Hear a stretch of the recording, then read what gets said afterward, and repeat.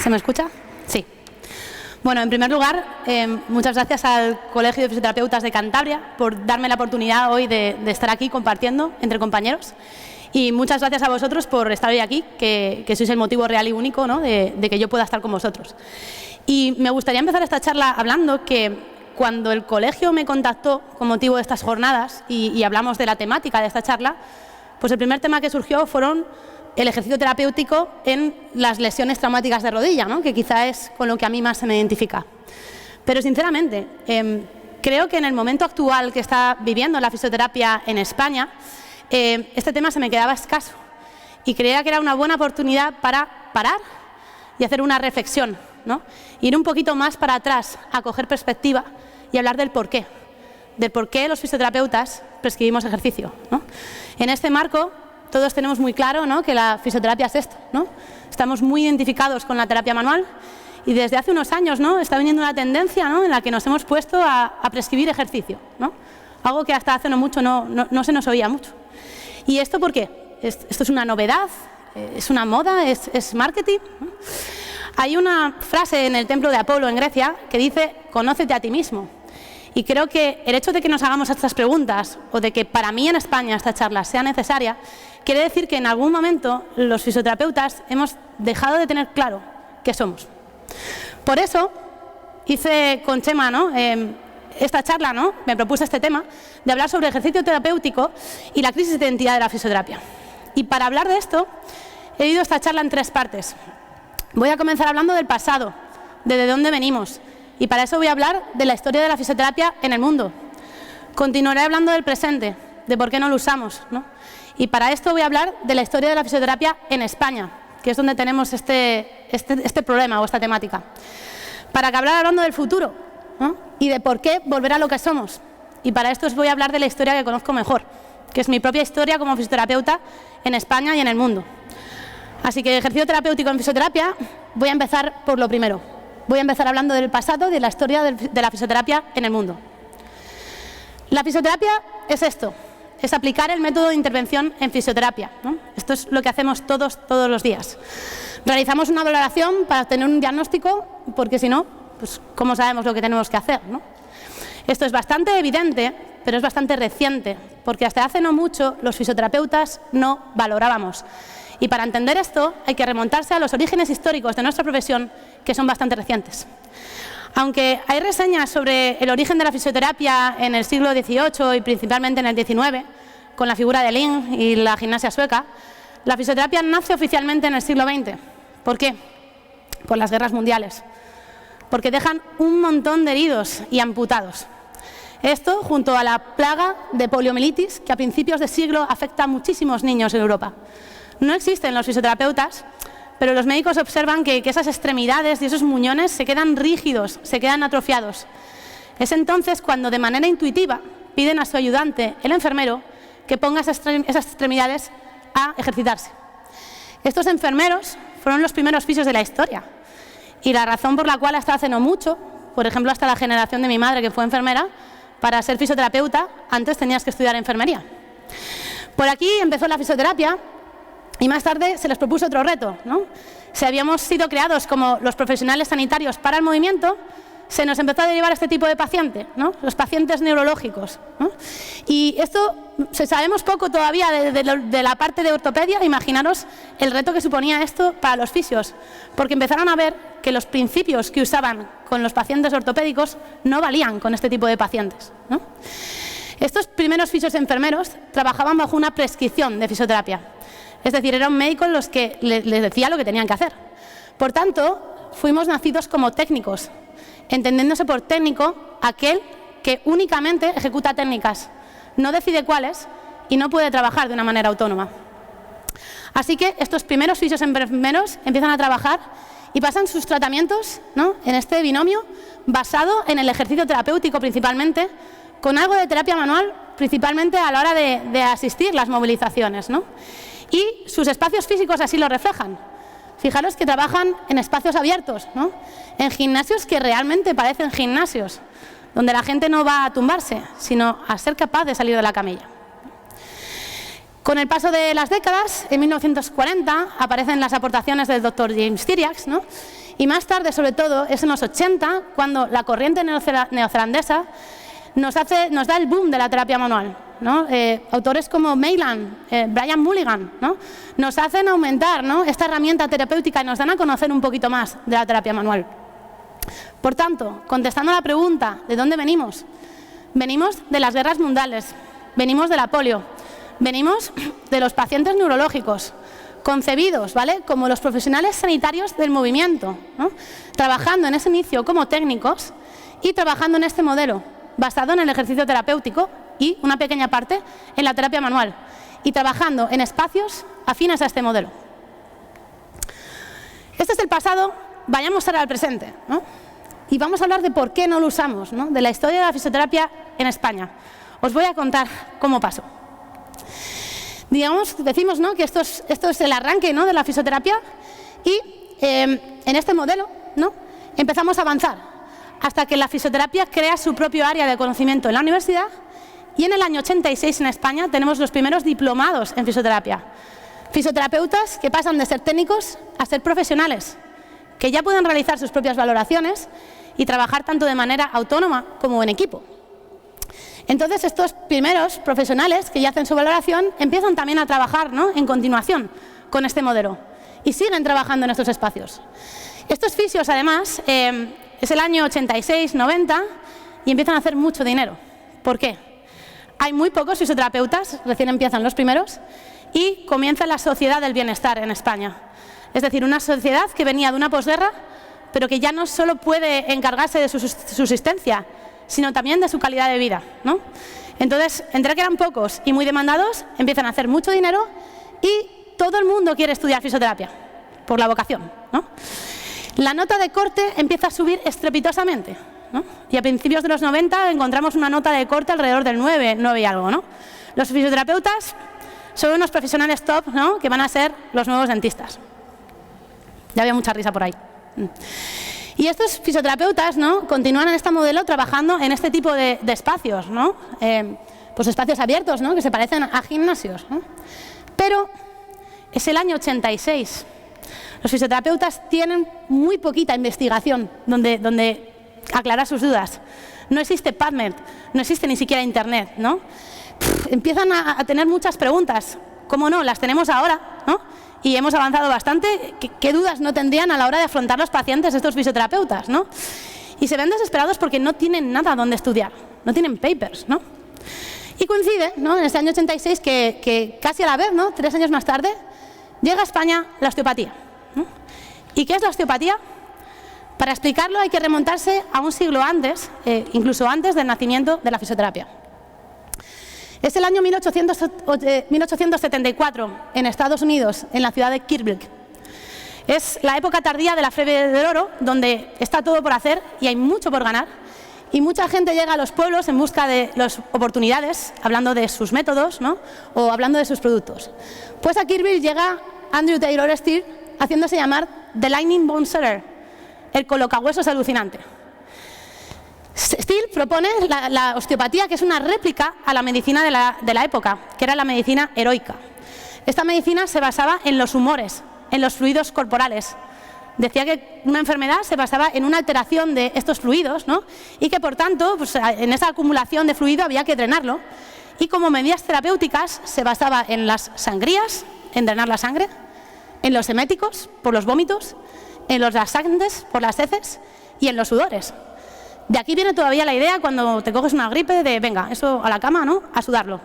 Esto viene todavía de aquí. Pues bien, en el año 1799, George Washington, el presidente de los Estados Unidos, muere no a raíz de una neumonía, sino a raíz de las sangrías que le practicaron para curar esta neumonía. Muere desangrado, ¿no? Pues Still hace esta réplica y dice que el origen de la enfermedad no está en el exceso de humores, sino en todo lo contrario, en una falta de irrigación sanguínea, y promulga los conceptos osteopáticos, ¿no?, la ley de la arteria. Y para regular esto propone las manipulaciones vertebrales y en general articulares para curar no el dolor de espalda, sino enfermedades como el asma, la viruela, la insolación, el autismo o la calvicie o la sordera, ¿no? Más tarde llegaría la osteopatía craneal y la osteopatía visceral en la historia, Pero lo importante, la gran aportación de Steele, es que ha llegado a la causa de las enfermedades ha llegado. 20 años más tarde aproximadamente nace la quiropraxia, ¿no?, de su fundador David Palmer. Palmer había sido un alumno de Steele y Steele le acusa de plagio. Y Palmer dice, ¿qué dices? Pero si es que yo no digo que es la arteria, es el nervio. ¿Cómo va a ser la arteria? ¿No? Y Steele le dice, ¿pero cómo va a ser el nervio? Es la arteria. Pero ambos tienen algo en común, ¿no?, que dicen que por esas vías, nervio-arteria, fluye la energía universal. Son ciencias o pseudociencias que tienen influencias hasta del espiritismo, ¿no?, en los orígenes de Steele, si leéis su historia, ¿no? Los quiroprácticos, en vez de disfunción somática, lo llaman subluxación vertebral y proponen cosas como que a los bebés cuando nacen hay que colocarles las vértebras, porque el parto se las descoloca, ¿no? Pero tendencias como estas en la época había muchas, ¿no? ¿Qué tuvo la osteopatía que llegó a nuestros tiempos? ¿La calidad de su evidencia científica? ¿Su efectividad? No. La osteopatía llegó a nuestros tiempos por esto, porque a diferencia de otros, fundó una escuela. Otras tendencias hablaban de que para ejercer eso tenías que tener un don divino, ¿no?, o incluso que solo se podía transmitir de padres a hijos, ¿no?, por una base genética. La osteopatía no. La osteopatía funda una escuela para que todo el que quiera aprenderla vaya ahí y se matricule. Entonces, la osteopatía nace como una crítica a la medicina. Dice que la osteopatía es una práctica superior, porque ha llegado a ese origen de las enfermedades. Pasan los años, ¿no?, y los osteópatas, ¿no?, son un grupo formado en Estados Unidos, y en el año 1960 la Asociación de Médicos de California propone a los osteópatas por $60 darles el título de medicina. ¿Con qué objetivo? Medicalizar la osteopatía. Ya que están ejerciendo, quieren acercarlos, ¿no?, a la medicina, quieren acercarlos a la ciencia y tenerlos ahí, ¿no? Muchos osteópatas, ¿no?, acusan a los otros, no pagáis 60 euros, no os hagáis médicos, ¿no?, nosotros somos una práctica superior. Entonces, ¿qué pasó entre osteópatas y médicos en Estados Unidos? Pues veréis que con la evolución de la ciencia, ¿no?, lo que empezaron a conocer de la higiene, de los descubrimientos en microbiología, en vacunas, ¿no? Claro, la osteopatía tenía que encajar estos nuevos descubrimientos en sus principios, ¿no? Por eso los osteópatas eran antivacunas, ¿no?, en este origen. Pues lo que pasó es que la medicina creció y creció y creció y al final la osteopatía se hizo algo muy pequeñito. A día de hoy los osteópatas en Estados Unidos son médicos y son una minoría que tienen su público, pero que cada vez están siendo más minoría, ¿no?, dentro de su medicina manual, en la práctica de la medicina en Estados Unidos. ¿Qué pasó en España? En España la osteopatía llega en el año 89, ¿no?, mucho más tarde. Y la resolución del Consejo del año 2009 dice que para ejercer legalmente la osteopatía en España tienes que ser obligatoriamente fisioterapeuta. ¿Con qué objetivo? Con el de fisioterapeutar la osteopatía, ¿no? ¿Y qué ocurre, no? Pues, ¿qué había ocurrido desde el 89, en esos inicios de los 90, entre fisios y osteópatas en España? Pues que con todos los descubrimientos, el avance de la ciencia, ¿no?, en fisioterapia, ¿no?, síndromes de movimiento, los avances en neurociencia, ¿no?, en la mecanosensibilidad, pasamos de hacer fricciones en un tendón, ¿no?, a la investigación que nos viene de Australia, ¿no?, de la carga, los estudios de Jill Koch, de Ebony Rio, de Peter Malarias. Pues ¿qué ocurre en los 90? Pues que la osteopatía al final, ¿vale?, ya nos ha llegado toda esa investigación, la fisioterapia crece y crece, y los osteópatas pues se convierten en un sector pues también muy pequeñito en los 90 en España. No realmente. Lo que ocurre es que todo esto no se tiene en cuenta y lo que pasa es una osteopatización de la fisioterapia. La osteopatía crece y la fisioterapia se convierte en la hermana pequeña. De hecho, hay fisioterapeutas que pasan por la osteopatía y dicen que dejan de llamarse fisioterapeutas, que ellos ahora son osteópatas, ¿no? Y de hecho, las clínicas, ¿no?, o sea, se hace una crítica a la fisioterapia de que la osteopatía es una práctica superior y las clínicas de fisioterapia y osteopatía, que no es fisioterapia, empiezan a promulgarse y de repente la sesión de osteopatía es más cara que la de fisioterapia. La fisioterapia es la hermana pequeña, ¿no? Bueno, la fisioterapia, ¿no? Esto ocurre, ¿no?, todavía en nuestros días. Porque claro, tiene que cobrarse más caro porque la osteopatía, ¿no?, si tú eres osteopata, estás yendo a la causa de las lesiones, cosa que no hace la fisioterapia. Pues bien, 89 llega la osteopatía y pues los fisios se ponen contentos, ¿no?, porque tienen algo, ¿no?, a lo que agarrarse, a lo que poder estudiar, ¿no?, y que encima les va a decir la causa de las lesiones. Pero claro, ¿qué ocurrió? Pues que en este modelo no es que se equilibrara con la terapia manual, ojalá hubiera pasado esto y se hubiera quedado así, sino que en este modelo el ejercicio se convirtió en algo muy pequeñito, ¿no? Entonces, claro, en este modelo, estos espacios de trabajo, ¿no? Hay unos trabanes colgados en una espaldera, ¿no? Y unos lastres por ahí. No. Esto habría que cambiarlo, ¿no? La osteopatía, ¿no?, nos redujo la fisioterapia a la terapia manual y además de regalo nos introdujo un concepto pseudocientífico en una profesión sanitaria. Entonces, claro, estos espacios empiezan a migrar. Empezamos a llenar todo de camillas, ¿no?, donde el paciente se pueda tumbar, ¿no?, para que yo le haga mi tratamiento, hasta que de repente un día acabamos trabajando en estos espacios, ¿no? O sea, esos gimnasios son cutres. Lo que mola es una sala pequeña donde yo pueda tumbar al paciente con luz tenue, ¿no?, y yo le haga mi terapia manual para curarle. De repente. Pues los fisioterapeutas empiezan a trabajar en este modelo y aproximadamente 15 años más tarde, cuando yo llego a la universidad, esto es lo que se me enseña, ¿no? Y hay que ver lo que hace una por transmitir en las jornadas, ¿no?, de poner semejantes fotos de aquella época, ¿eh? No diréis que no lo doy todo. Pues yo empiezo a trabajar y empiezo en la universidad más bien, y esto es lo que se me enseña, ¿no? Se me enseñan un montón de técnicas, un montón, ¿no? Y por supuesto, en una de las mejores, de las universidades mejores consideradas en fisioterapia en España, se me enseña la osteopatía y el concepto osteopático. De ejercicio terapéutico o algo así parecido al activo, mirad, eso ahí en pequeñito es ligamento cruzado anterior, que lo que doy en la universidad es un trabajo en grupo que expones a la clase que le toca a mi grupo. Y diréis, pues de ahí le viene el interés a Ana, ¿no?, por el ligamento cruzado anterior. No exactamente, porque es la universidad, ¿no?, y yo estoy jugando a hockey y acabo de entrenar muy tarde, ¿no? Y como todo el mundo pues tiene un poco de fobia a hablar en público, pues el resto de mi grupo hace el trabajo y yo simplemente lo presento en clase, ¿no? Yo lo expongo. Bien, os podéis imaginar, ¿no? Quizás porque a lo mejor esa lesión o en general las lesiones traumáticas de rodilla no iban a ser muy frecuentes, ¿no?, en mi día a día profesional. Eso todo pequeñito pone Delorme, que es un método de prescripción de fuerza, ¿no? Delorme contó una cosa que se llamaba la RM, ¿no?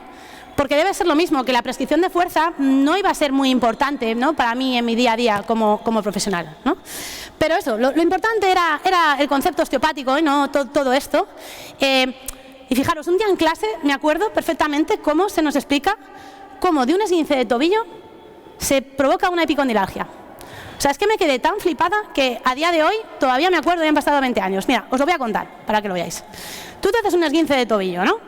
Esto te produce un peroné anteriorizado.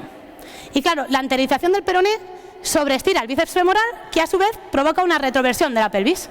Esto hace que el dorsal ancho se sobreestire, ¿no?, y te ponga la glenohumeral en rotación interna.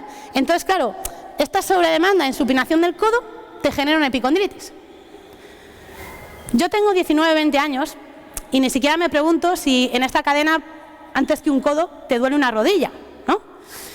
Yo simplemente me quedo flipada y pienso, ostras, qué complejo es esta profesión, lo que voy a tener que estudiar. Imagínate que acabo trabajando en una mutua, y viene un obrero que está ahí pum, pum, pum con el martillo y resulta que le duele el codo, ya tiene un esguince y yo no le coloco el peroné. O sea, va a haber que estudiar un montón, ¿no? Me dan clases también en la universidad, en las asignaturas optativas, como terapias alternativas. Damos reflexología podal, acupuntura, y en los cursos de verano, ¿no?, de la Escuela de Fisioterapia, yo me hago un curso de verano de Shiatsu para los créditos de libre configuración. Estos apuntes no los he podido tirar, y no porque los haya usado nunca, sino por el cariño con lo que los guardo, ¿no? Yo me apunté con mi amiga Irene, ¿no?, y tengo apuntados en ellos. Irene, pégame un tiro, ¿no? Irene me escribe, a mí pégame 2, ¿no? Nos habíamos interesado por la fisioterapia, pero esto que nos estaban contando es como, no lo veo muy claro esto, Irene, ¿no? Vamos a salvar, ¿no? Nos dan los créditos igual, ¿no? Lo que sí me queda muy claro, ¿no?, porque ya en la universidad empiezan a inculcarme que no tenemos ni idea de quiénes somos, ¿no? Pero lo que sí me queda muy claro, a mí y al resto de mis compañeros de promoción, es que si no estudio osteopatía, voy a ser una fisio de segunda división. Voy a ser siempre una fisio de mediocre. Me acuerdo en la cafetería, ¿no?, en una de las últimas prácticas, que un grupo de 4 alumnos que eran amigos, que eran de Guadalajara, se habían matriculado los 4 en osteopatía y se iban a Barcelona a estudiar. Eran los elegidos, eran los que iban a tener un futuro, ¿no? No el resto, ¿no? Pero bueno, yo me esfuerzo y me quedo con esa idea Y es el año 2007 y estoy trabajando en una clínica de un gimnasio que yo consideraba un sitio muy guay, ¿no? Eran 3 boxes pequeñitos, ¿no? Con la luz tenue, genial, ¿no? Esta foto es real, ¿no? De un reportaje que nos hicieron, ¿no? Soy yo dando un masaje, ¿no? Entonces, bueno, yo quiero encontrar este tipo de trabajo para poder estudiar osteopatía y practicarla con mis pacientes, pero empiezo por otra cosa. Empiezo por la fisioterapia analítica del concepto Soyer. Yo había dado esto en la universidad, que eran unas rearmonizaciones articulares, ¿no? Pero más despacito, ¿no?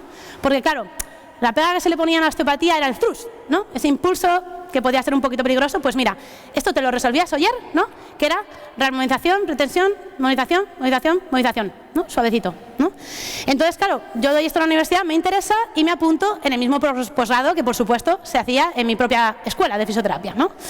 Y una mañana antes de entrar al trabajo me llaman de la Bolsa de Empleo de Madrid para ofrecerme una baja por maternidad. ¿Y qué contesto yo? No. Porque en esos gimnasios no voy a poder hacer yo la osteopatía y la terapia manual. Esos gimnasios cutres, ¿no? No hace falta que me expliquéis la sandez que hice, ¿no? Porque en realidad me di cuenta muy poquito después. Es el año 2007 y estoy profesionalmente ahogada, o mejor dicho, laboralmente ahogada. He sacado muy buena nota, he hecho lo que me ha dicho el sistema, he estudiado fisioterapia y resulta que mis amigos con un 5 pelado que se dedican a banca negocian salarios mientras yo estoy cobrando el mínimo del convenio y no llego a los 1.000 euros. Claro, ¿os acordáis de esto, no? Esos fisios, ¿no?, que se quedaban fuera porque la nota de corte era muy alta, es cuando la universidad privada no se quiso perder esto y empezaron a florecer, ¿no?, como la burbuja inmobiliaria. En Madrid ahora mismo tenemos, creo que son 4 públicas y no sé si 10 privadas. Las públicas sacan 70 alumnos, las privadas pueden sacar 300, ¿no? Tienen hasta varios turnos. ¿Y esto qué ha provocado? Un desequilibrio entre la oferta y la demanda. ¿Y esto qué ha hecho? Pues que los fisioterapeutas tengamos unas condiciones laborales pésimas. Claro, si te ofrecen 700 euros y tú te pagas los autónomos, pues si no lo quieres, para empezar hay 40, ¿no? Que sí. O si yo monto mi clínica y hay 3 más en la misma calle, pues ¿quién pone la sesión, ¿no?, a un precio decente? Se dice que si los convenios, que si los sindicatos, que si es que es la pública la que tiene que aumentar las plazas, esta es la que más me enamora, la pública tendrá que aumentar las plazas de fisioterapia, pero para ofrecer una mejor atención a la población y siempre que demostremos que somos coste-efectivos, porque estamos en un sistema económico sanitario, pero no por resolver nuestra burbuja, ¿no? Realmente a día de hoy es muy duro vivir de la fisioterapia, ¿no? Y bueno, pues a ver quién viene a resolver esto cuando se oye que en los 3 próximos años van a aparecer 6 nuevas privadas, que ya está proyectado. Menuda nos espera. Así que estoy tan ahogada que digo, mira, paso de los gimnasios de la camilla de la osteopatía y me aparece la oportunidad de trabajar en la mutua de accidentes laborales FREMAP. Como os podéis imaginar, este no era el sitio donde yo esperaba acabar trabajando, pero estoy tan ahogada que digo que sí y en 2008 empiezo a trabajar en FREMAP Gijón. Y claro, mirad dónde trabajo, en un gimnasio. O sea, ya veo que no voy a poder hacer esto y bueno, ya empiezo a asumir que voy a ser una fisioterapeuta de segunda división. No voy a ser una fisioterapeuta mediocre, del montón, ¿no? Entonces, bueno, pues yo intento hacerlo todo un poquito de esta manera, ¿no? Mucha camilla, mucho paciente tumbado, ¿no? Y me viene, por ejemplo, un paciente de ligamento cruzado anterior y fijaros lo que hago.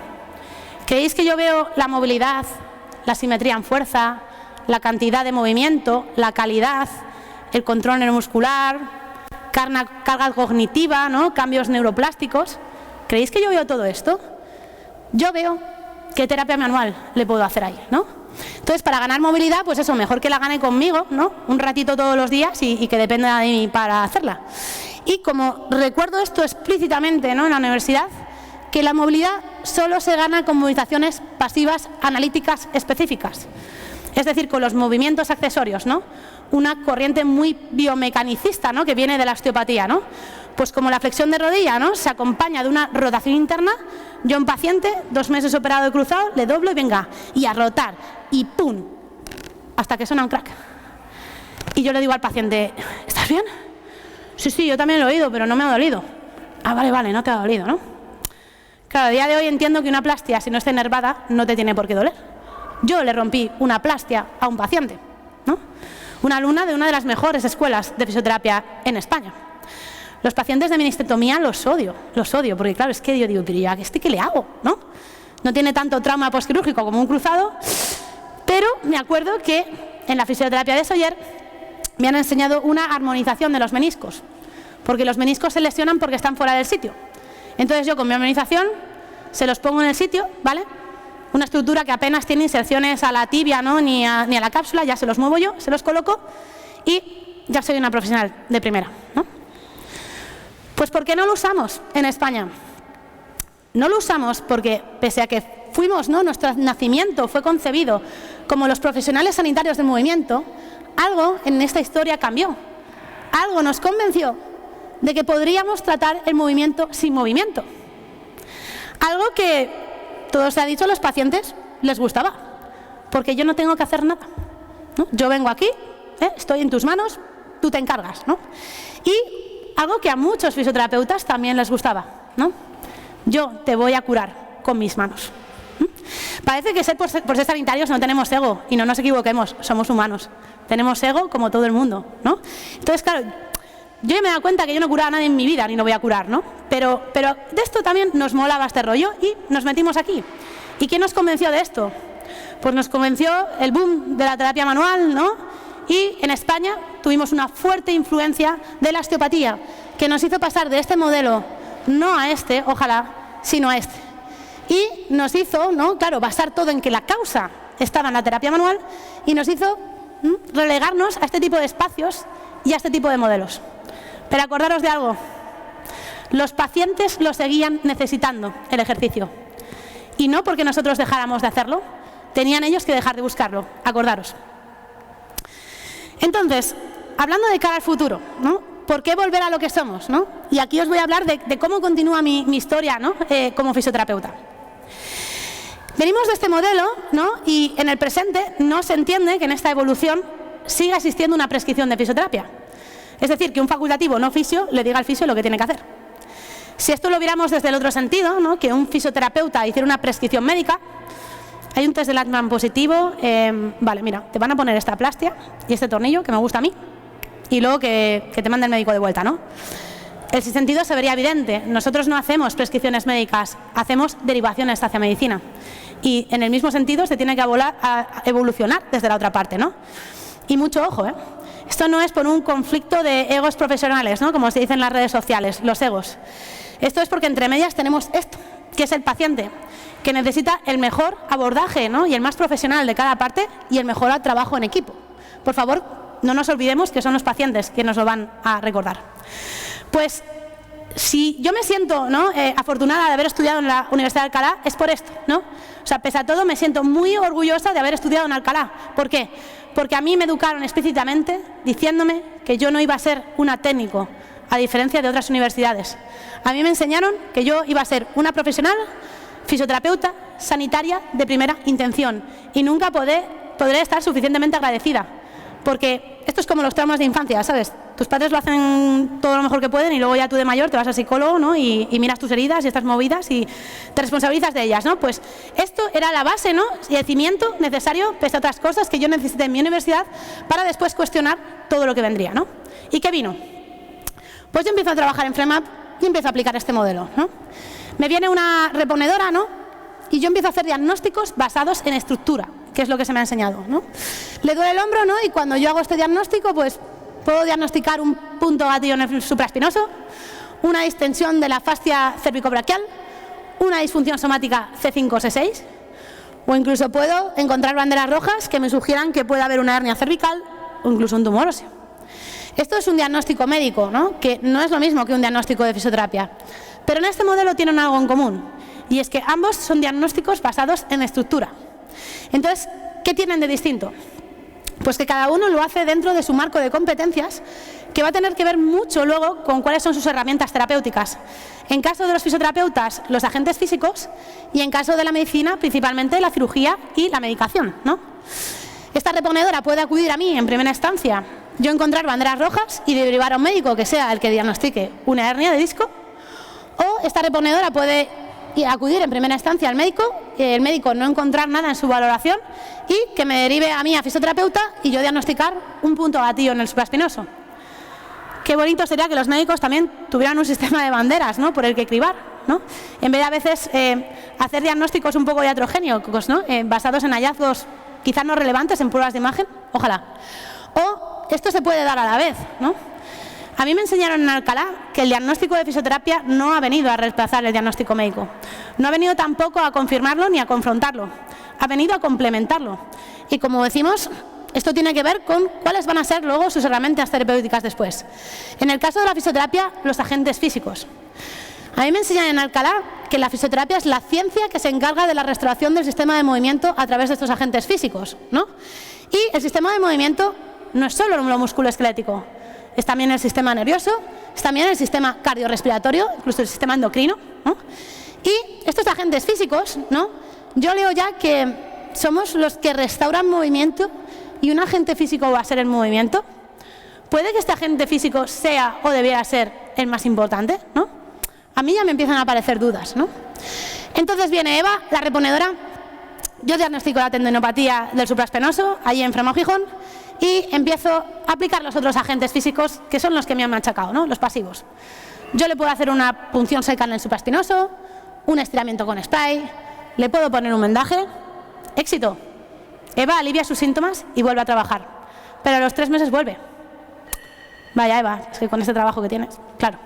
Bueno, valoramos, mismo diagnóstico, más agentes físicos. Esta vez puedo considerar que en el tendón de Eva hacen falta técnicas avanzadas como una EPI en el tendón supraespinoso. Éxito.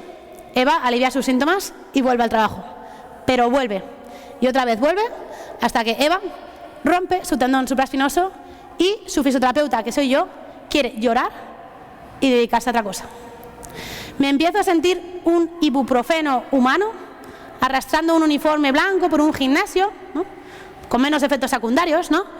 Pero aliviar no es despreciable, ¿no? Que se lo digan a los pacientes que sufren dolor crónico.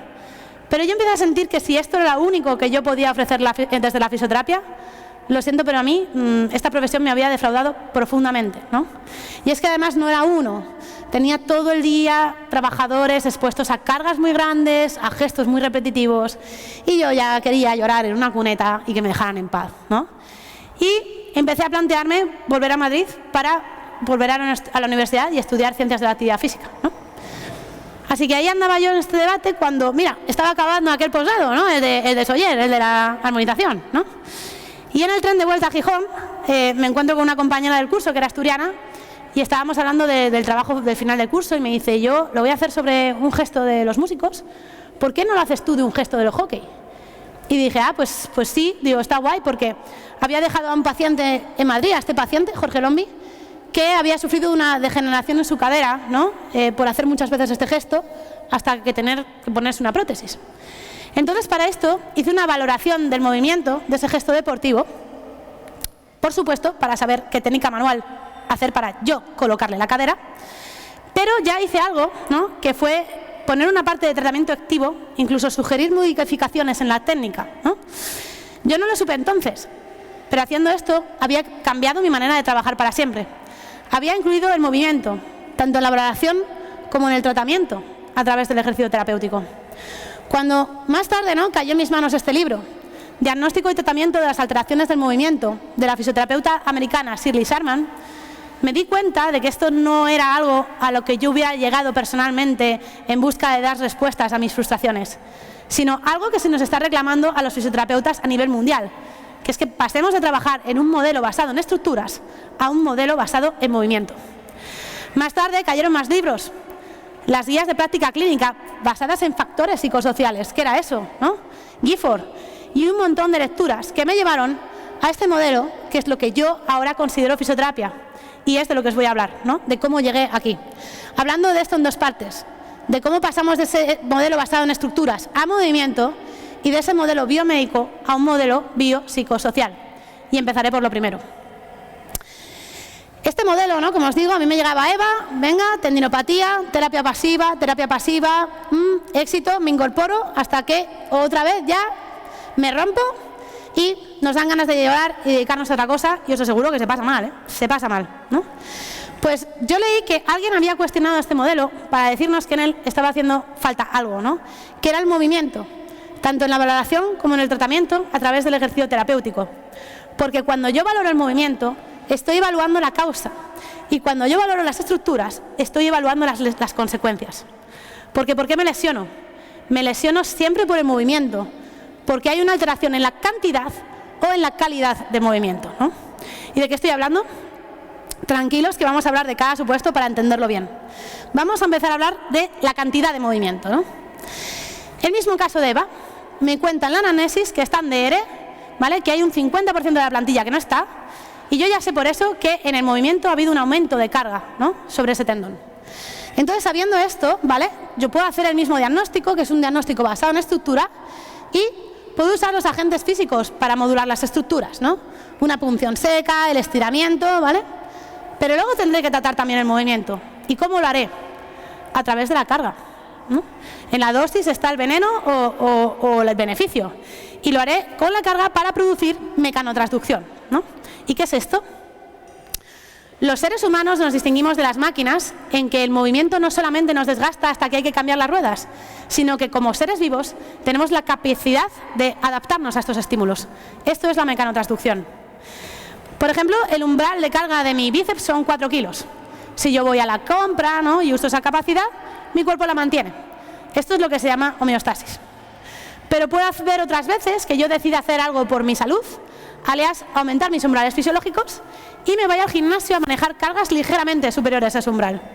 Mi cuerpo detecta la necesidad y pone ahí fibras, y mi umbral sube a 6 kilos. Pero puede haber otras veces en las que estén echando en la tele Quererte así frijolito, que puede ser una serie que me guste a mí, ¿no? Y si no estoy usando esa capacidad, el cuerpo es una empresa altamente económica. Venimos de las hambrunas, no mantiene vagos, no estás usando esas fibras, las quitamos de ahí, y mi umbral baja 2 kilos. Pero no. Yo quiero lo primero y lo quiero ya, ¿no? Y me voy al gimnasio en vez de a manejar cargas ligeramente superiores, mucho más, y que produce que el umbral no sube, sino que encima baja porque he lesionado el tejido. Y esto es lo que le ha ocurrido a Eva, mi paciente. Por tanto, tendré que usar también, aparte de los agentes pasivos, la carga, ¿no?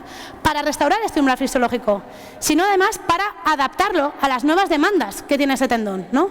Para evitar la recidiva y de paso evitar querer dedicarte a otra cosa, que de verdad es que se pasa mal. Yo lo pasé mal, me pasé muy mal, ¿no? Si yo quiero tocar el piano, practicaré yoga, practicaré el piano, ¿no?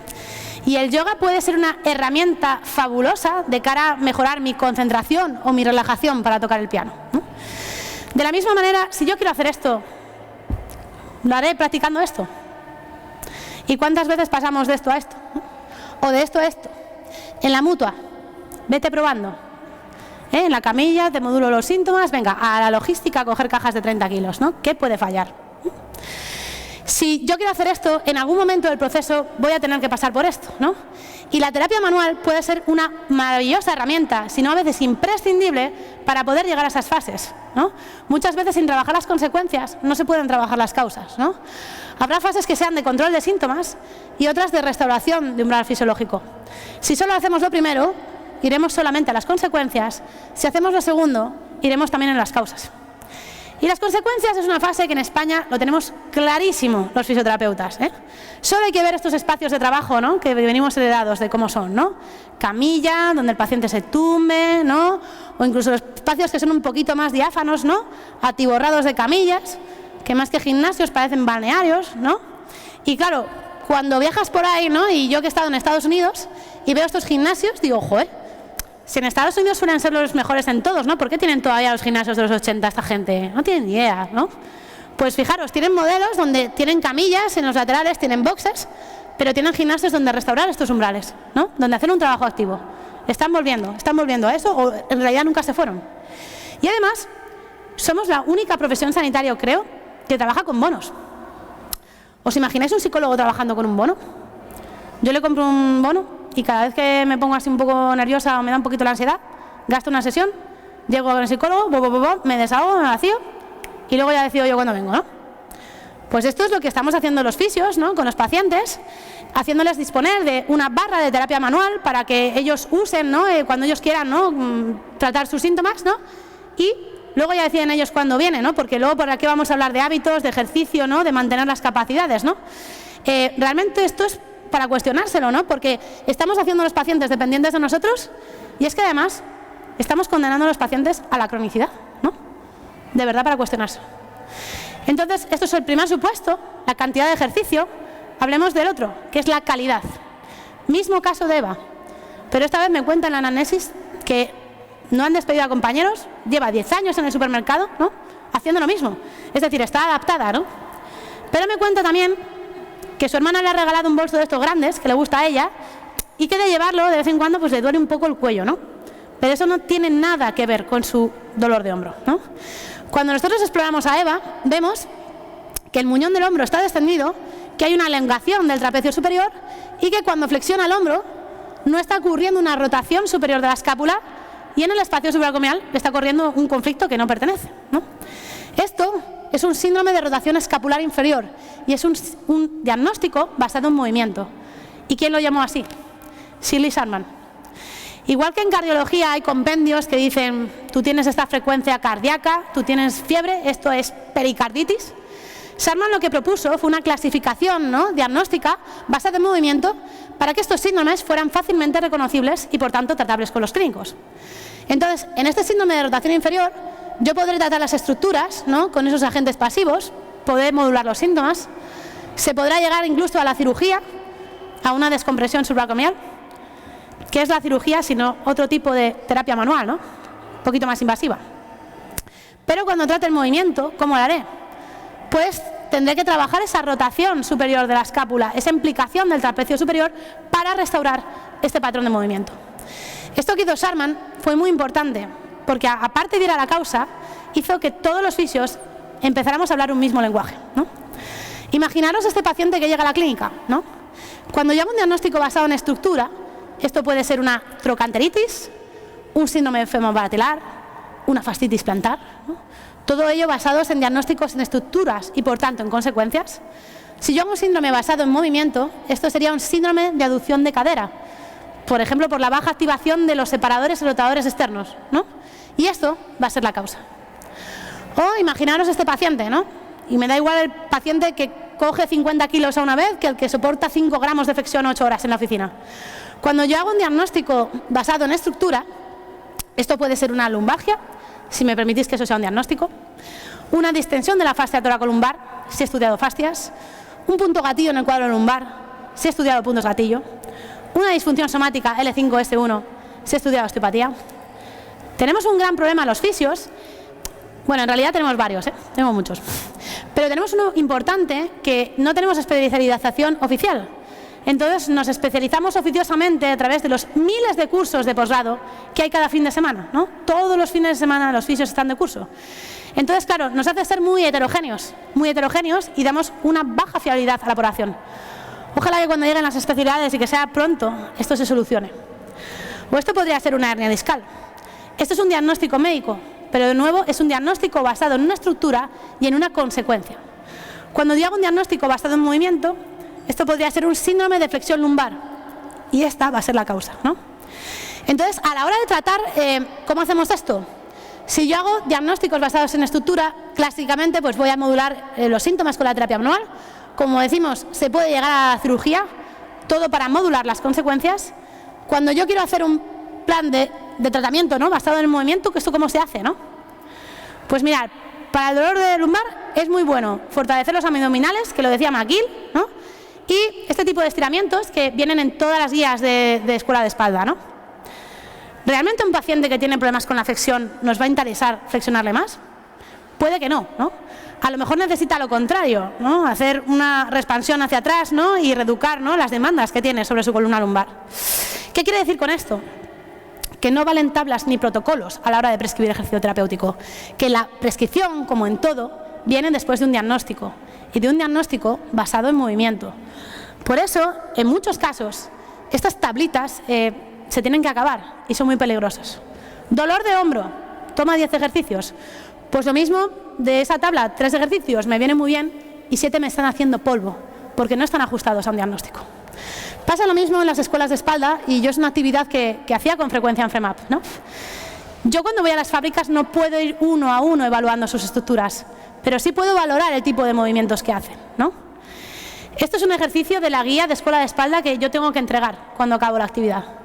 Fijaros cómo seguimos pensando en estructura, fijaros cómo seguimos pensando en terapia manual, en consecuencias, que los trabajadores se muevan en cantidad y en calidad como les dé la real gana, y que luego cuando lleguen a casa movilicen un poquito el ciático y fuera, ¿no? Yo hablé con la responsable de prevención, ¿no?, de la empresa, que resulta que sus inicios, ella es fisioterapeuta, ¿no? Y cuando le expliqué esto, amén de los factores psicosociales, me decía, no, Ana, yo te entiendo, yo estudié osteopatía para conocer el origen de las lesiones.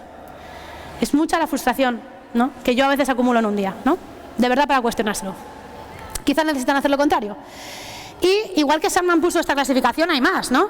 Robin McKenzie, por ejemplo, puso otra, ¿no? Peter O'Sullivan. A mí lo que me gusta de la clasificación de Sarman es que no lo llamó el método Sarman, lo llamó alteraciones del movimiento, ¿no?, sin ningún apellido. Pero lo importante es de alguna manera su clasificar, porque esto es importante para la investigación. Y si queremos investigar, ¿no?, que es muy importante para avanzar, tenemos que hacer estas etiquetas. Imaginaros que quiero estudiar la eficacia del crunch abdominal en la lumbalgia, ¿no? ¿Va a ser lo mismo quizá este ejercicio para un paciente que viene de la retroversión, de la flexión, a uno que venga de la anteversión? Quizá lo que es bueno para uno es malo para otro, aun con los mismos síntomas. Por tanto, esto se hace indispensable, ¿no? Y dentro de la cantidad y calidad, que sepamos que ambas están relacionadas. Tenemos a Messi, que se ha roto los isquiotibiales. Si yo hago un diagnóstico basado en estructura, esto puede ser una rotura muscular del síndrome manoso, ¿no? Pero si yo hago un diagnóstico basado en movimiento, esto podría ser un síndrome de extensión lumbar. Es decir, ciertos jugadores con una tendencia a la anteversión pélvica que va a sobreestirar crónicamente sus isquiotibiales, haciendo más susceptibles, ¿no?, de rotura. Si esto lo cuento en este sentido, pues Messi ha jugado muchos partidos, ha habido un aumento de carga y la rotura muscular ha sido la causa, y el síndrome del movimiento, el mal control de la pelvis, ha sido la consecuencia. O podrá haber otras veces que el síndrome de extensión lumbar sea la causa y la rotura del isquio de la consecuencia. En todo caso, a la hora de tratar, yo podré tratar la estructura, el isquio, para mejorar el movimiento, el control de la pelvis, o me interesará a lo mejor controlar la pelvis, no ese movimiento, para mejorar el isquio, la estructura. Pero lo más completo siempre va a ser que aborde o trate ambos.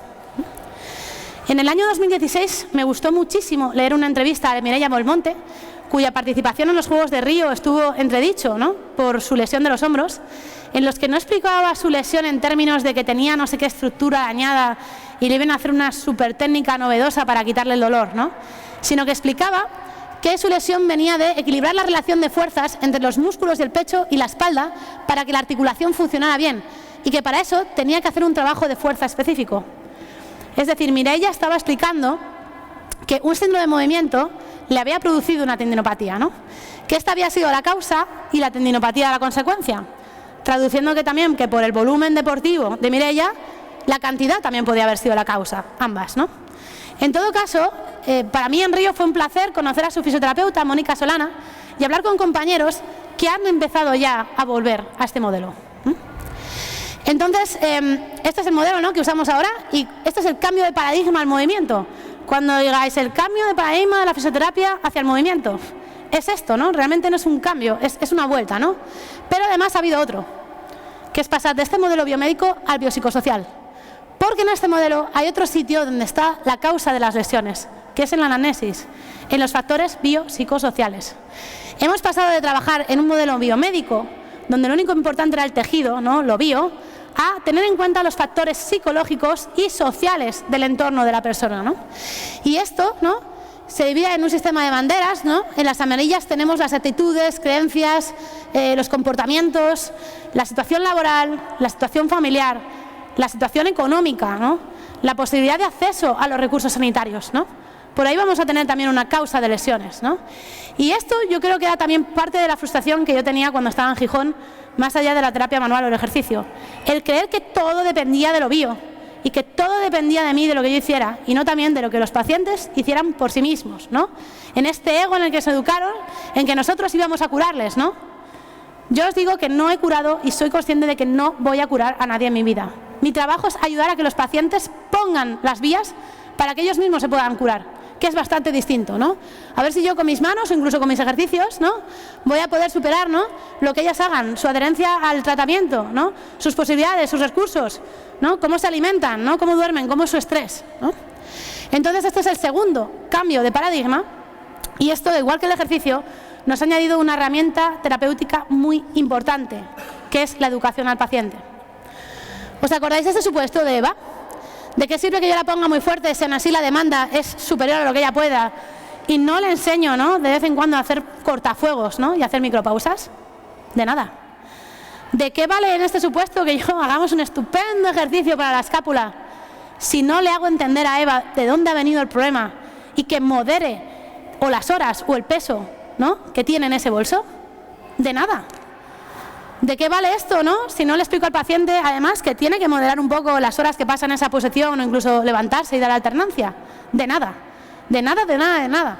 Por eso hay que educar a los pacientes y hacerles partícipes de su recuperación. No nos creamos que van a depender de nosotros. En este mismo caso de Mireia, me llamó la atención leer cosas en el año 2016 como: creo que el dolor en el deporte de élite es imprescindible. Tienes que sentir dolor físico, ¿no?, porque tienes que poner tu cuerpo al límite de diario. A 2 años más tarde de leerla, intentas hacer caso a la gente que sabe, pero al final a quien tienes que escuchar es a ti mismo, a tu cuerpo, porque sabe hasta dónde puede llegar y hasta dónde no. Esta temporada he aprendido a escuchar a mi cuerpo.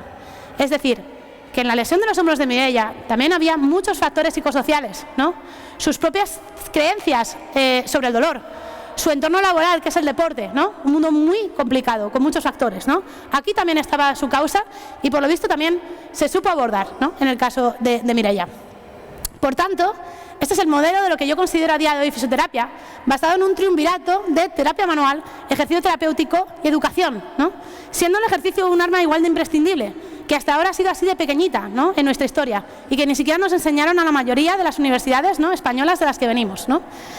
¿Y por qué volver a lo que somos? ¿Por qué volver a esto? Porque os quiero convencer. Mirad, porque creo que todo esto se resume en esta pirámide, ¿no?, donde en la base de nuestros abordajes está el ejercicio terapéutico y la educación como tratamiento de las causas, y en la pirámide la terapia manual como tratamiento de las consecuencias. Una pirámide no es una pirámide sin todas sus partes. Por tanto, sería una sandez denostar la terapia manual, ¿no?, y perdernos una herramienta terapéutica fabulosa. El problema es que esta pirámide clásicamente se nos enseñó invertida, se nos enseñó en vez de así al revés, ¿no? Y llevamos años, pues eso, aliviando, frustrándonos. Es como si tengo una gotera, ¿no?, y yo me pongo con un cubo a achicar agua y hasta que ya me llega al cuello, ¿no? En vez de decir, vamos a ver, ¿dónde está la fuga? Por aquí. Y luego además recogemos el agua, ¿no? Entonces es hora de volver a este modelo, pero cuidado, porque a la hora de volver a este modelo, ¿os acordáis de una cosa? Los pacientes lo seguían necesitando. Este es un modelo, ¿no?, un continuo, propuesto por la fisioterapeuta neozelandesa Claire Arden, que habla de la reincorporación de un deportista al deporte después de una lesión. Habla de una etapa que se llama Return to Participation, en la que el deportista está físicamente activo pero no apto para competir. Una etapa que se llama Return to Play, donde el deportista está apto para competir pero no para rendir a los niveles deseados. Y una etapa que se llama Return to Performance, donde el deportista ya rinde a los niveles deseados. Esta última etapa no es nuestra, es de los profesionales de la actividad física y el rendimiento, ¿no? Porque claro, no es lo mismo el ejercicio para tratar una lesión de rodilla, ¿no?, que para prepararte para unas oposiciones de bombero, ¿no? Yo les digo a mis pacientes que yo no les voy a hacer pegar la patada más fuerte, yo no les voy a hacer bajar la maratón de 2 horas, yo no les voy a hacer saltar más alto. Yo les voy a permitir que ellos puedan entrenar para eso, ¿no? No es lo mismo prescribir ejercicio en la enfermedad que en el rendimiento. No es lo mismo el ejercicio en patología que en desuso, ¿vale? No es lo mismo optimizar la salud que recuperarla cuando se ha perdido, ¿no? Por eso, en este continuo, ¿no?, entre la lesión y el rendimiento, habiendo cabida para los dos desde el principio, los objetivos van a ser distintos. Yo creo que desde el día cero de una operación ambos profesionales pueden trabajar, ¿no? No es lo mismo tratar la patología que, por ejemplo, ¿por qué no voy a mantener mis capacidades físicas? ¿Por qué no voy a entrenar, ¿no?, mi golpe de raqueta, ¿no?, desde el día cero, ¿no? Y me parece súper interesante. El ejercicio es una herramienta común. ¿Un destornillador de quién es? ¿De un fontanero, de un carpintero, de un electricista? Es de todos, ¿no? Lo que nos distingue es el objetivo. En el caso de los fisioterapeutas, el tratamiento de la patología; en el caso de los profesionales del rendimiento, el propio rendimiento. Por eso, la Ley de Ordenación de Profesiones Sanitarias dice claramente que el ejercicio en patología debe ser prescrito por un personal sanitario, que es el fisioterapeuta, ¿no? Pero claro, venimos de haber estado haciendo esto muchos años, incluso de habernos desidentificado con el ejercicio, ¿no? ¿Puede que esta parte la dejáramos de hacer? ¿No? En el mes de abril tuve la suerte de acudir al congreso de la Sociedad Española de Traumatología del Deporte, ¿no? Y me encuentro que en la mesa del ligamento cruzado anterior está compuesta toda de traumatólogos y de un CAFIT. Un traumatólogo da una charla sobre prehabilitación y el CAFIT da la charla del Return to Play. Un CAFIT muy amable con el que tuve la oportunidad de hablar y decirle: creo que tu charla debería haber llevado otro nombre, la de Return to Performance. Me dijo: no, sí, bueno, pero es el título que la pusieron, ¿no? Se ha creado una figura que se llama readaptador, ¿no? Que yo me pregunto mucho si no está invadiendo esto. Si no ha cogido esa parte que nosotros abandonamos, ¿no? Pero que seguía haciendo falta y se ha encargado de ella hasta asumirla, ¿no? Esto es un conjunto de stories cedidas por la fisioterapeuta Raquel García Tarrazo, de Asturias, que, bueno, las redes sociales no son toda la realidad del mundo, pero sí son una ventana a él, ¿no? Y es interesante ver qué tipo de contenido están colgando los profesionales del rendimiento. Tratamiento de lesiones, dolor lumbar, dolor en el piramidal, dolor, RIAP, rehabilitación. Creencias del paciente sobre el papel de las pruebas de imagen en el tratamiento del dolor lumbar inespecífico. Trabajo sobre el dolor lumbar, dolor sobre el escoliosis en el adulto, estimulación transcraneal directa. En Navidades estuve hablando con un perfil que se llama readaptador de rodilla porque plagió un contenido de una videoclase, ¿no? Y más allá del hecho fortuito de un plagio, que eso puede ocurrir entre profesionales de una misma profesión, a mí lo que me llamaba la atención es qué hace un profesional del rendimiento explicando cómo se hace el cribado quirúrgico conservador en una lesión del ligamento cruzado anterior. ¿Qué hace un profesional del rendimiento divulgando sobre dolor? ¿No? Si me pongo yo a divulgar sobre rendimiento, o sea, ¿cómo se vería eso, no? Pero además, a mí me llegan cosas de rodilla. Claro, a mí ¿de qué me habla la gente? Pues de rodilla, ¿no? Pues me envían estas cosas, ¿no? Mira, un CAFIT que está dando un curso de especialista en rehabilitación y readaptación del ligamento cruzado anterior. Rehabilitación, ¿no? Digo, bueno, vale, voy a mirar el temario. Prehabilitación. Primer punto, la inflamación. Un CAFIT hablando de fisiopatología, ¿no? Pero hay más perfiles, ¿no? En rodilla, un perfil que se llama readaptación y rendimiento de un CAFIT, que trata lesiones de rodilla.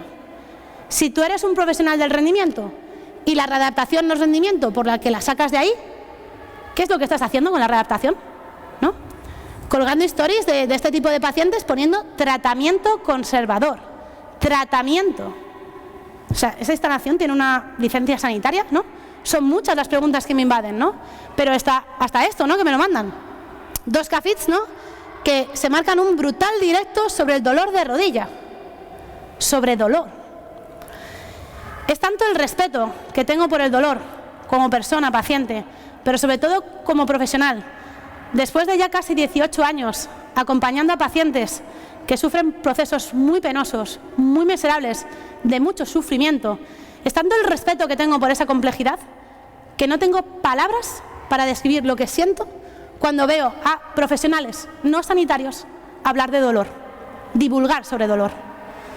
O sea, si puedo buscar una palabra, sería tristeza. Una profunda tristeza a que esto esté ocurriendo, ¿no? A que se tenga esta valentía, por llamarlo de alguna manera, de atreverse a hablar de esto, ¿no? Mucha tristeza. El tema es que, ¿sabéis qué? Que muchos de estos profesionales saben prescribir ejercicio y a nada que se lean 2 papers sobre tiempos biológicos, ¿no? Y un poquito de fisiopatología, ¿no? Aun haciéndolo incompleto, su actuación está siendo mejor que la de la gran mayoría de fisios, ¿no? Que hay ahora mismo, incluida yo, en aquel supuesto, ¿no? Cuando rompí una plastia. Pero mucho ojo, que tú, de manera casual, te hayas hecho de alguna manera un poco competente, no quiere decir que eso sea tu competencia. Esto viene marcado por la ley de ordenación de profesiones sanitarias, porque la excelencia profesional tiene que ser fruto de la ley, de la norma, para que sea eso, lo normal, y no una casualidad de mi interés personal o mi curiosidad o de que me pasara a mí o de que le pasara a mi hermano, y menos en sanidad. De la misma manera, que nos hayamos hecho incompetentes no quiere decir que esto sea nuestra competencia, porque nos hemos hecho incompetentes. ¿Qué sabemos a día de hoy los fisios de prescribir ejercicio? Nos creemos que por hacer un curso de control motor, ¿no?, y uno de cervical con Débora Falas sabemos prescribir ejercicio. ¿Y qué se nos da en el grado a nosotros de qué es una carga, qué es una intensidad, qué es un volumen, qué es una adaptación? No tenemos ni idea de algo que nos pertenece y en lo que nos tenemos que poner las pilas, porque se nos necesita, porque es nuestra competencia. En esta figura del readaptador yo he preguntado a muchos, ¿no?, ¿qué es un readaptador?, ¿no? Y muchos CAFITs me han enseñado el BOE y me han dicho, mira, en mis competencias pone readaptación, ¿no? Lo que estoy completamente de acuerdo, ¿no?, es un BOE. Mi pregunta, que tengo varias, es ¿en qué punto de este continuo es tu competencia? ¿En todo ese continuo?, ¿no? Por no decir, cuando a mí me llega un carnicero a FREMAP que se ha acordado 3 flexores y empezamos a trabajar, yo estoy readaptando. ¿Está readaptando un terapeuta ocupacional? ¿Está readaptando un neuropsicólogo? ¿Está readaptando un logopeda? Todos estos profesionales también prescriben ejercicio, ¿no? Creo que la readaptación es un proceso, no una figura, ¿no? Como para decir que la readaptación es esto, ¿no? Es como si un electricista dice que es el que ha construido todo un edificio, ¿no? Y cuidado con el lenguaje. Y en todo caso será una competencia, pero eso no le convierte a nadie en una profesión no legislada, ¿no? Y hay gente que me dice, bueno, se podría crear una figura ahí para el paso intermedio, ¿no? A día de hoy creo muchísimo más en un trabajo en equipo bien hecho, ¿no? Pero más que de los profesionales de rendimiento, yo he venido a hablar a compañeros, a fisioterapeutas, porque somos los responsables, ¿no?, de esta situación, de lo que hemos llegado, ¿no? Y me fascina leer perfiles de compañeros que se anuncian así: fisioterapeuta y readaptador. Estoy en los cursos de rodilla y me dice, hola, soy Pablo, soy fisioterapeuta y readaptador. Y digo, ostras, espera, vamos a parar un momento el curso. ¿Readaptador? O sea, ¿dónde te has sacado ese título y qué competencias te da, ¿no?, fuera de la fisioterapia? Porque a lo mejor me interesa, ¿no?, hacerme a mí readaptadora, ¿no? Entonces he preguntado a estos compañeros, ¿no? Y me dice uno, la verdad es que no tengo ni idea de lo que es un readaptador. Y se lo ha puesto, ¿no? El otro también lo tiene puesto así porque me fijé en su descripción para inspirarme en la mía, ¿no? La verdad es que me has hecho reflexionar mucho ahora. ¿Qué nos está diciendo? Que no tenemos ni idea de qué somos, ¿no? Pregunto al otro, ¿no?, en un conjunto de historias y me dice, no, yo me he puesto el readaptador para alejarme de la idea de la mayoría de gente de que tiene de la fisio, ¿no?, que es solamente lo pasivo, ¿no?, para decir que él sí hace esa parte, ¿no? De los tiempos de fisioterapia y osteopatía, fisioterapia y readaptación. Es decir, si necesitamos crear una palabra de fuera de la fisioterapia para decir que hacemos lo activo, ¿no?, ¿eso no es una contradicción? ¿No? ¿No nos estaremos haciendo un flaco favor? No, bueno, Ana, es una manera de hablar. Ojito con el lenguaje, porque el lenguaje crea realidad. Y deberíamos ser excelentes partiendo de la base. Un compañero, ¿no? O sea, bueno, me pasan estas cosas, ¿no? Yo veo estas cosas: valoración, tratamiento y readaptación de las principales lesiones del miembro superior. ¿Qué pasa? Que el tratamiento no es adaptación, ¿no? Es otra cosa. Un compañero me contestó algo con lo que estoy muy de acuerdo. He trabajado en fútbol profesional y nunca me he referido a mí mismo como readaptador. Doy por hecho que esa es una de mis funciones como fisioterapeuta. Estoy muy de acuerdo. Yo he trabajado aquí y jamás me he referido en el equipo a la readaptadora o que yo era readaptadora o me he leído un título. Yo he hecho todo esto como fisioterapeuta, ¿no? Y a día de hoy no sé si es que esto no es fisioterapeuta, si es que he sido readaptadora y no me he enterado, o si he medido competencias, ¿no? Y a lo mejor teníamos que haber parado el entrenamiento y haberle dicho, Víctor, al preparador físico, por favor, que acaba en la camilla, ven. Creo que Víctor, con muy buen criterio, me hubiera mandado a paseo y me hubiera dicho que yo tratara esto y que cuando esa jugadora estuviera para rendir, se la pasara. En este mismo congreso de la SETRADE, un cirujano, ¿no?, me dice como, diciéndome algo que me iba a alegrar, ¿no? ¿Yo las hernias de disco? No, sopero. Directamente al readaptador. Y yo me quedo desencajada intentando hacerle ver, ¿tú sabes lo complejo que es prescribir ejercicio en ese tipo de síndrome? Lo que es una radiculopatía, lo que puede ser una lisis, una listesis, o sea, una complejidad que a mí me rompe la cabeza y me la seguirá rompiendo hasta que me jubile. Como mandarlo a un profesional no sanitario y me dice, no, es que es doble grado. Al oro, que por aquí va a venir otro problemita. Imaginaros un doble grado de fisioterapia y nutrición, ¿no? Y esta señora dice, me he ido al fisio a que me ponga una dieta. Y vosotros decíais, ¿cómo?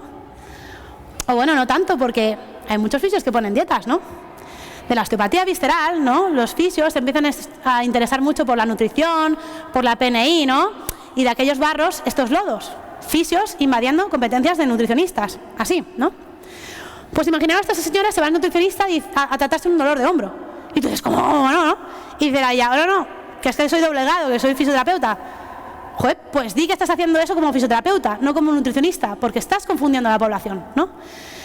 En este mismo continuo, en el doble grado ahora de fisioterapia y ciencias de la actividad física, que se lleva mucho, imaginaros que alguien va a prepararse físicamente para unas oposiciones de bombero con un fisio.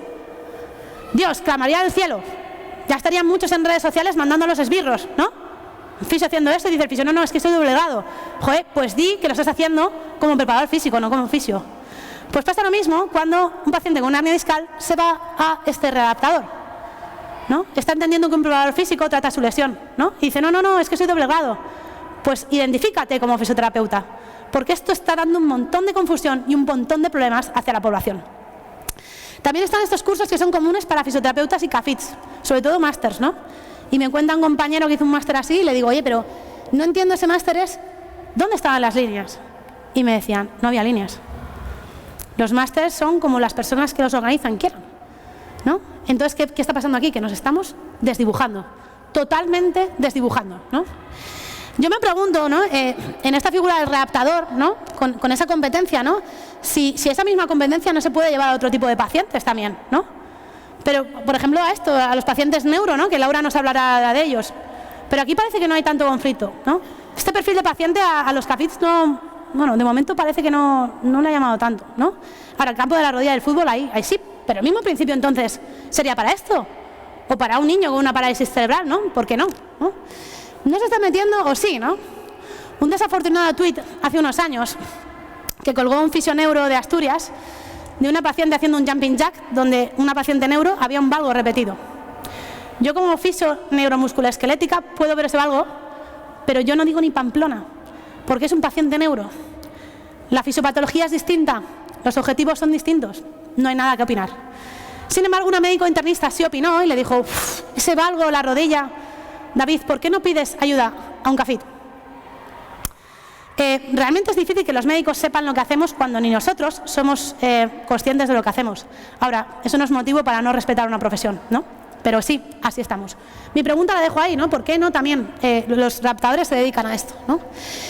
Este es Juanjo y yo, ¿no? Juanjo es un preparador físico, fue mi antiguo preparador físico cuando estaba en hockey, y él tiene una empresa de deporte para personas con daño cerebral adquirido. Y esta es María, ¿no? Una chica de 30 y pocos años que sufrió un ictus unos meses antes de presentar su tesis doctoral, ¿no?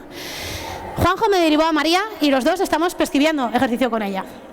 En mi caso, para el tratamiento de la patología, en el caso de Juanjo, para que María practique una actividad deportiva, ¿no? Esto es lo que debería ser, y esto es un perfect match, ¿no? Esto es lo que deberíamos trabajar siempre, ¿vale? Pero igual que se invaden a veces competencias por los CAFITs, yo me pregunto, ¿los fisios invadimos competencias? También a veces. Yoga terapéutico. Natación terapéutica, ¿no? Ahora parece que si le ponemos la coletilla de terapéutico todo vale, y no. Esto es un deporte. El ejercicio terapéutico es otra cosa. Terapéutico quiere decir que es para patología, pero es un ejercicio que nace fruto de un razonamiento clínico, no de ponerle la coletilla terapéutico a lo que a mí me da la real gana, ¿vale? Así que, por favor, fisioterapeutas, no hagamos esto. Entonces, este es el modelo de lo que para mí a día de hoy es fisioterapia, ¿no? Y os diré que estoy súper contenta trabajando en este modelo, pero la verdad es que no siempre. ¿Sabéis por qué? Porque si a mí en la mutua, ¿no? Ahora viene un paciente, ¿no? Y ya no veo lo que veía antes, ahora veo otras cosas, ¿no? Y trabajo con este tipo de paciente de ligamento cruzado anterior en un modelo basado en el ejercicio y la educación al paciente, ¿no? Si el paciente dice que lo que necesita son masajes meniscales, y los hay, y me pone una reclamación, ¿creéis que pasa? Que bueno, la dirección de mi empresa apoya a decir, no, mira, tú no necesitas esto, los profesionales son los fisios, ¿no? Pasa que me cae una bronca. ¿Y por qué no estás tocando al paciente? ¿Eres una vaga? No estás trabajando. Esto me ha pasado y para mí ha sido muy doloroso. Pero claro, si nosotros, ¿no?, les hemos dicho a ellos, perdón, se me dio para adelante, si nosotros somos los primeros que les hemos convencido y la imagen que hemos dado es que lo importante es la terapia manual, ¿cómo les convencemos ahora de que no me estoy tocando las narices por prescribir ejercicio? muchas discusiones con mi directora, mucha frustración y mucha rabia llevada para casa.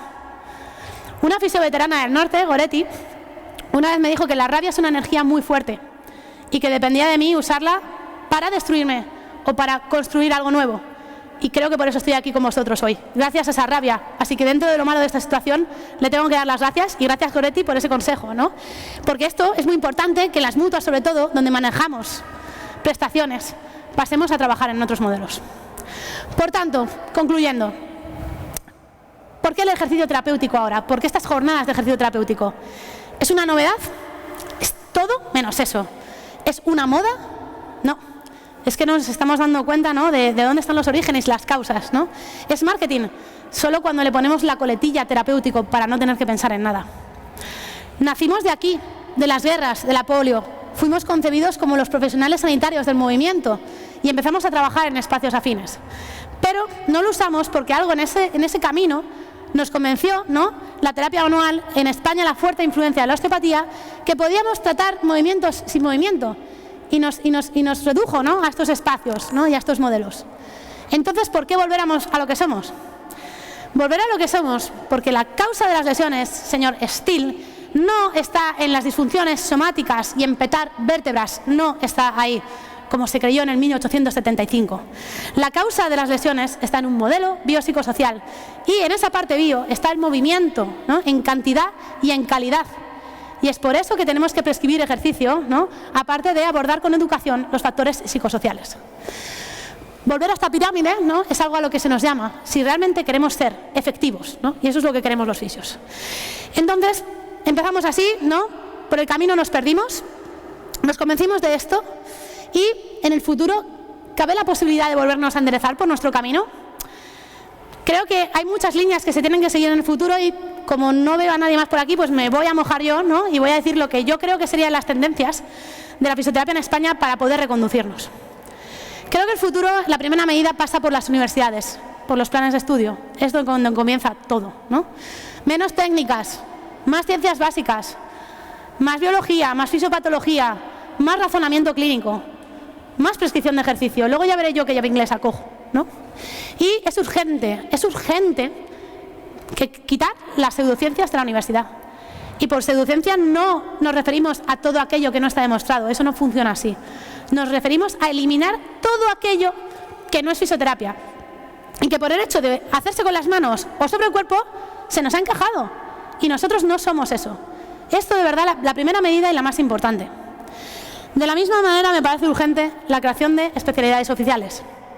No es lo mismo tratar un codo que un problema neuro, que un suelo pélvico, que un paciente de UCI, ¿no? Y en esto últimamente, pues la crisis sanitaria del COVID nos ha dado la razón, ¿no? Una vez oía a un traumatólogo decir que él lo mismo tenía que operar una rodilla que un codo, ¿no? Y yo, pues imagínate, yo lo mismo la rodilla que el codo, que la hemiplegia, que el suelo pélvico, en teoría, ¿no? Nos llaman de las bolsas de empleo y viene el drama. Te llaman para respiratorio infantil y tú dices, mi madre, ¿no? O sea, como si llaman a un nefrólogo, ¿no?, para hacer de gine y atender partos. Exactamente lo mismo, ¿no? Tenemos esta heterogeneidad por especializarnos por necesidad oficiosamente, ¿no? Todos los fines de semana miles de fisios están de curso y se dice que cada uno encuentra lo que busca y busca lo que conoce. Entonces tú vas a 7 fisios en España y cada uno te dice una cosa. Donde uno ve el Latchman positivo, el otro ve la tensión del psoas y el otro ve el hígado, ¿no? ¿Y qué ocurre? Que estamos dando muy poca confianza, no solo a la población, también al sector médico, que es con quien tenemos que trabajar. Entonces creo que la creación de especialidades oficiales es algo que desde aquí le pediría como una colegiada más a nuestras instituciones que trabajen por ello.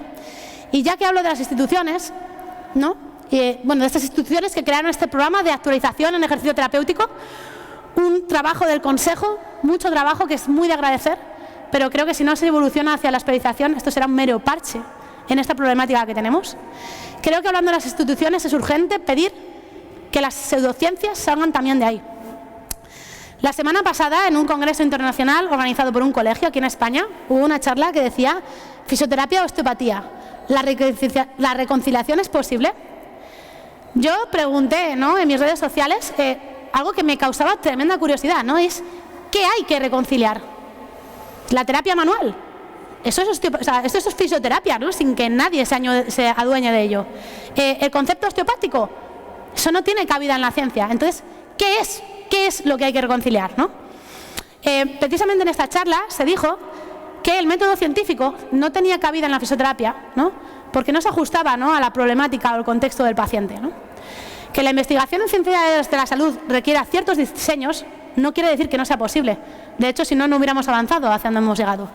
Entonces, que en un congreso internacional se diga esto, ¿no? O como por ejemplo en una revista de un colegio, que se hable de la eficacia en la osteopatía en los problemas de la fertilidad, de la osteopatía o de la fisioterapia en el suelo pélvico.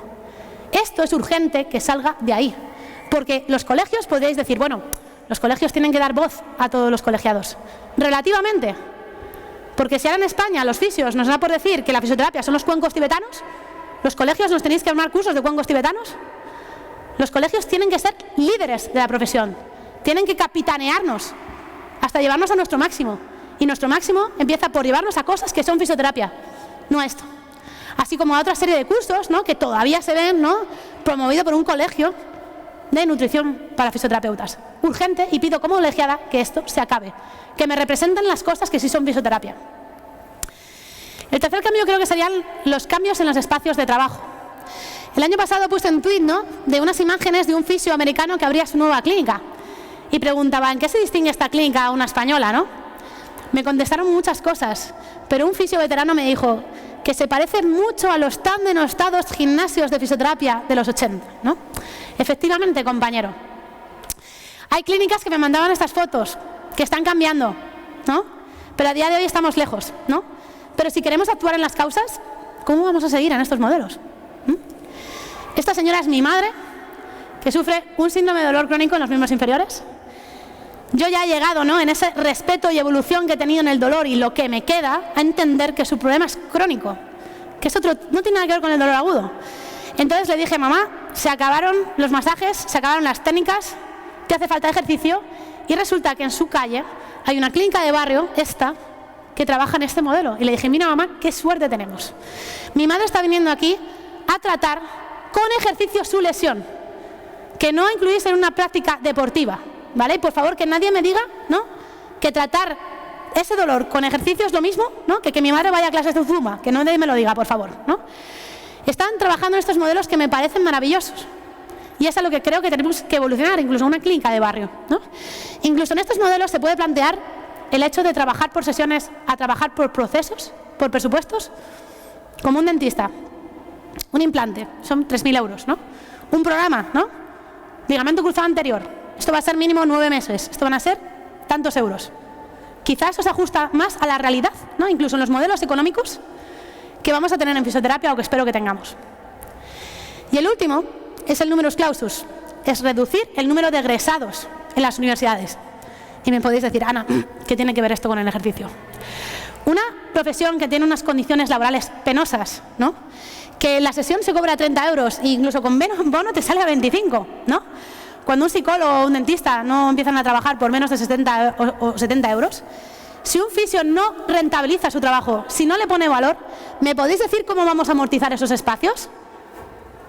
¿Cómo vamos a hacerlo? ¿No? Porque a un dentista toda su maquinaria, ¿no?, esto también lo estás pegando en la sesión, ¿no? A 25 euros, ¿cómo vamos a hacer con esto? Creo que es urgente, ¿no?, que alguien pare las universidades privadas. Pero es desesperante cuando el otro día en redes sociales oyes que en los 3 próximos años se van a abrir 6 universidades privadas más de fisioterapia, ¿no? Bueno, es que el ratio ciudadano-fisio todavía no se alcanza. Sí. Explicarlo, ¿no?, cuando tú tienes que tirar tus precios. Por tanto, tiene mucho que ver, porque una profesión que no hace laboralmente no va a poder tampoco avanzar profesionalmente, estoy segura. Y esto es lo que pienso, ¿no?, y que aquellos compañeros que estáis en la universidad, aquí, los que estáis en política, los que somos clínicos, ¿vale?, que entre todos podamos volver a recuperar la identidad que tenemos, ¿no?, y hacer que la fisioterapia en España sea eso, fisioterapia. Por la fisioterapia, por supuesto, por nosotros los fisioterapeutas que vivimos de ello, y sobre todo por los pacientes que nos reclamen, ¿vale?, y que necesitan que una secuela física no condicione su vida, y nos necesitan, y son los protagonistas de esta historia. Espero de veras que esto os aporte algo en vuestro día a día y solo me queda daros pues muchas gracias por vuestra atención.